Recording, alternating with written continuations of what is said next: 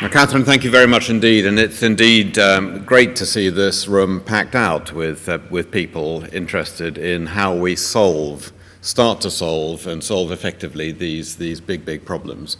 And you've brilliantly, Catherine, put in context of the work of the Efficiency Reform Group and the Cabinet Office of driving savings across government. We have to cut spending, and we want to do it in a way that, to the maximum extent possible, protects the frontline services on which vulnerable people depend, and that means cutting costs where we can and stopping the outflow of money where we can, where it shouldn't be leaving. The simple fact is that the public sector hasn't, over the years, built itself a reputation for being financially savvy. A perception prevails that governments are soft touch, that we can be ripped off, that we don't even know what happens to some public money.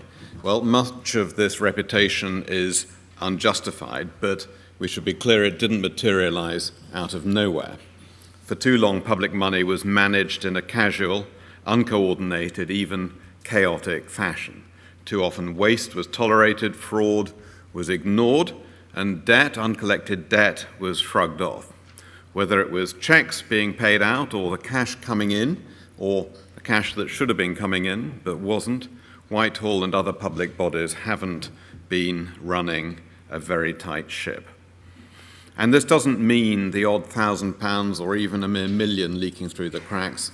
This is tens of billions of pounds of taxpayer money getting lost every year. This wasn't acceptable when there was far more money around, and it's certainly not acceptable in these times of austerity. When we arrived in government 20 months ago, we pledged that we would give taxpayers a better deal and get a better return for their money. And we didn't wait to start hunting for savings at the heart of government. In our first 10 months, up till March of last year, we delivered £3.75 billion of efficiency savings, which was verified by the National Audit Office only last week, the first time, actually, that government savings figures have been validated and corroborated by the NAO in this way. But there's much more to do, and clamping down on the huge loss of public money through fraud, error, and uncollected debt is a priority, which is why I'm very glad that you're all here, and I'm very glad to be here with you. Together, we're going to lead the way in transforming the public sector's reputation for muddled finances and ensure that public money is used in the right places and for the benefit of all its citizens. As you've heard, over a year ago, at the Prime Minister's request, we set up a task force on fraud, error, and debt, which I chair. I'm delighted to be supported by ministerial colleagues from DWP, from the Treasury and the Home Office. David Freud and David Gork play a key role as the ministers responsible for these matters in DWP and for HMRC. And James Brokenshire has responsibility in the Home Office for the important work of the National Fraud Authority, to whose officials I pay a warm tribute. This task force has taken significant steps already to get a handle on the nature and scale of financial loss in the public sector, as well as piloting tools and techniques to pinpoint where we can get better. And it became very clear very soon that we could get a lot better.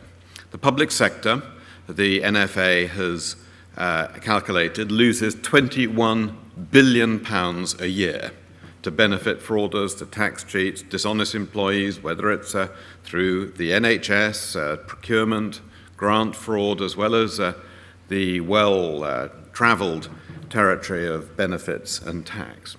That's the equivalent of building 800 secondary schools, employing over 600,000 nurses.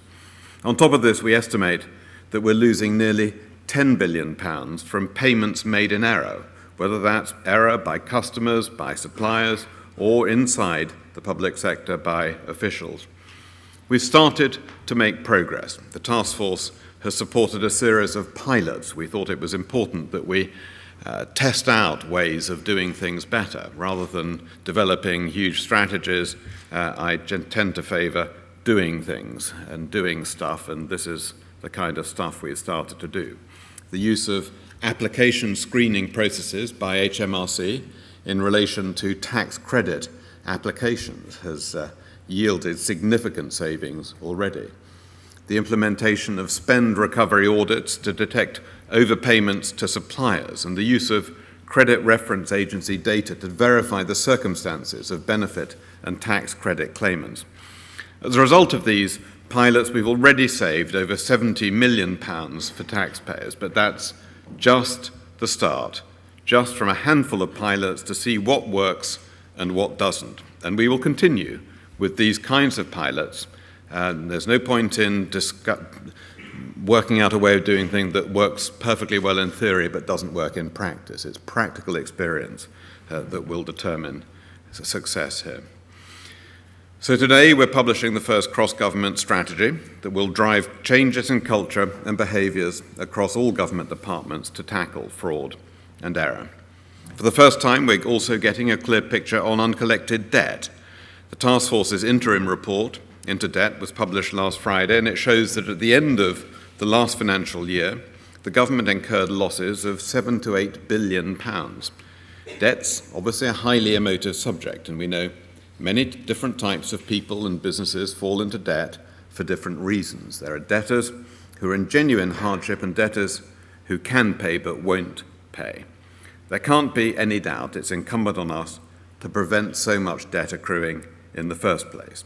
We'll ensure that vulnerable individuals and struggling businesses receive appropriate support and guidance. But where people are deliberately withholding payment, they can take this as a warning that we will pursue uncollected debt. Concrete plans for the government's new approach to tackle debt will be set out in a final report this summer.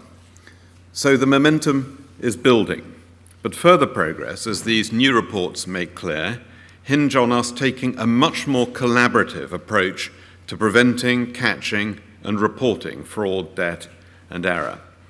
In the past, government has simply not been joined up on tackling these issues, even within departments, let alone between them. There's been a senseless refusal to take advantage of our shared resources, the techniques and knowledge. I find it hard to understand why this hasn't happened until recently.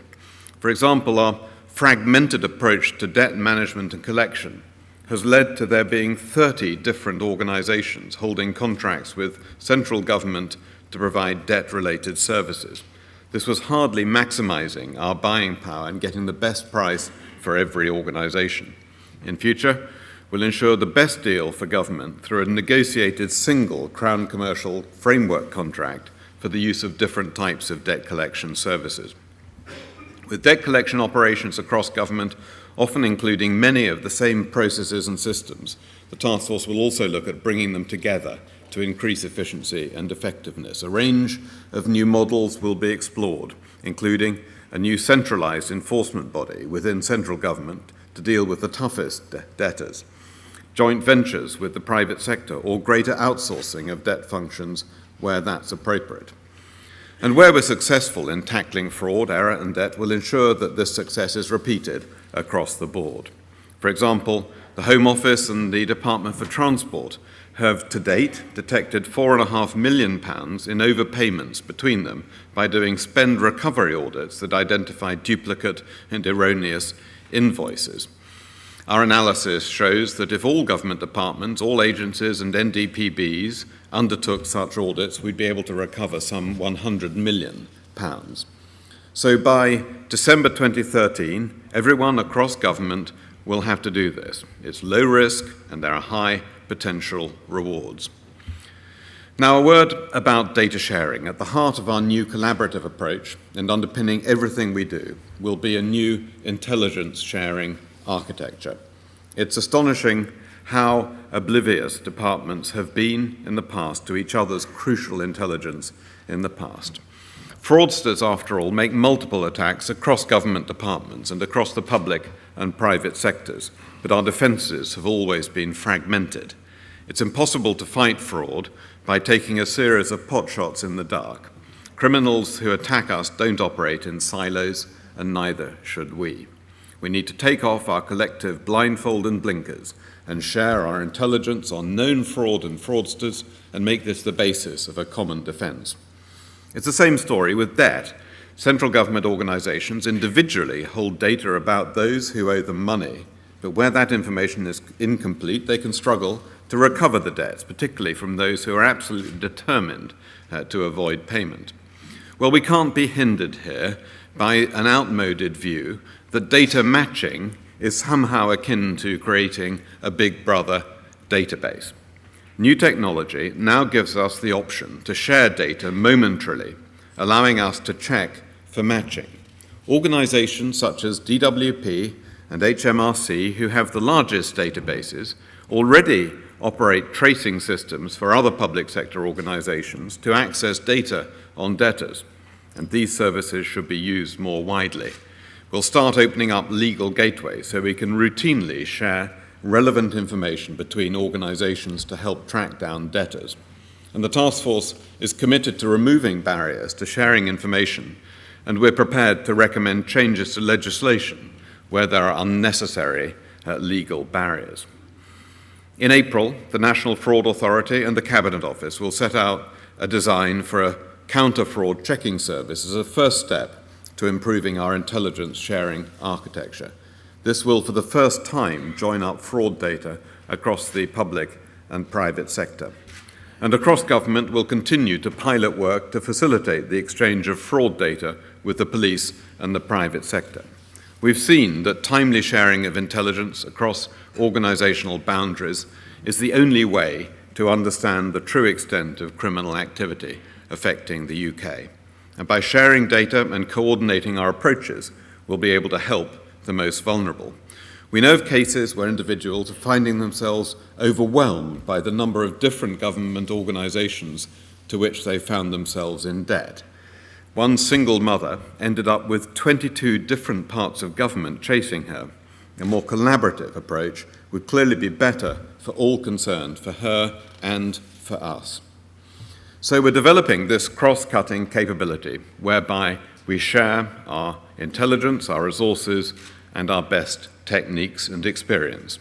At the heart of this is a goal to prevent fraud, error, and debt occurring in the first place. Historically, we've tended rather ineffectually to focus our resources at taking action against those that fail to pay, but as the saying goes, prevention much better than the cure. Now we're transforming the old pay first, check later culture of previous years, which has been a major contributing factor to the rampant fraud and error in the public sector. All departments who administer benefits, grants, and other application-based processes to obtain public funds have committed by March 2015 to screen applications before payment, as HMRC now does. I hope it can be done well before then.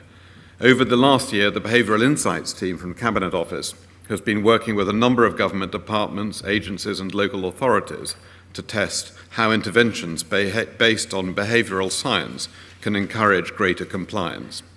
Their report's published today and sets out 7 key insights that identify practical interventions to reduce fraud, error and debt, and details the launch of 8 trials to test these insights in practice.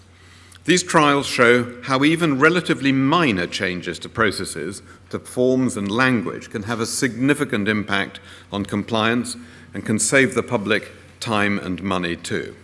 For example, one trial yielded £160 million of tax owed to the Exchequer over the 6-week period of the total, bringing it forward from when it might otherwise have been paid, whilst in another, the 2 behavioural letters sent brought in over £1 million in additional yield to HMRC. We'll continue to identify opportunities to pilot behavioural insights techniques in different areas and to ensure that successful insights are rolled out across government. And while our priority is prevention, we will also be swift to take action where fraud, error and debt do occur. It will no longer go unnoticed or be swept under the carpet. As part of this, from April, all departments will use new guidance and tools to improve the measurement and the proactive detection of fraud and error. And as we embed a culture of zero tolerance, we'll train every public sector employee to understand the risks of fraud, and to know how to prevent, detect, and report it. We'll also look at ways of increasing the skills and support for staff that collect debt. Our goal is to establish a tough but consistent and proportional approach to debtors, in contrast to the disjointed approach we have now. And we must also be consistent in genuinely supporting those who are genuinely struggling. Many departments do have measures in place, such as arrangements for payment by instalment or an agreed deferral period, and this should be the case across the board. Ladies and gentlemen, it's extraordinary that there has not been up till now a cross-government approach to fraud, debt, and error.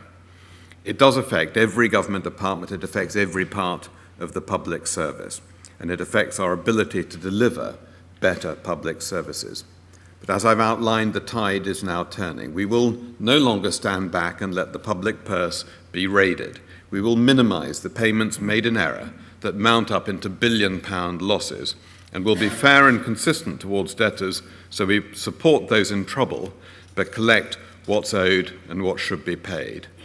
But we can only do this if we share our expertise, our resources, and our data to drive improvements right across government. We can only do this if every public sector employee recognizes and understands their role in this fight. That's what today's event is about, and that's how we'll succeed. Thank you very much.